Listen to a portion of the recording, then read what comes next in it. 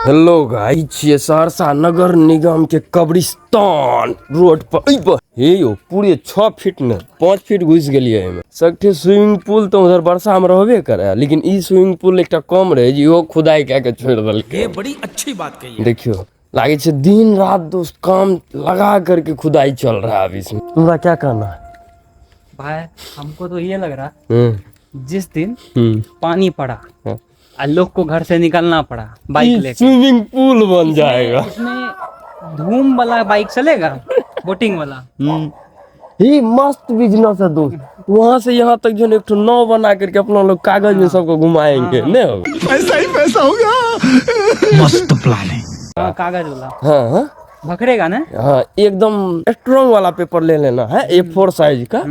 उसमें लेमिनेशन करा देंगे पेपर। बढ़िया बिजनेस है। बोट तो गाइस देखियो, बोट का कराएंगे इंश्योरेंस।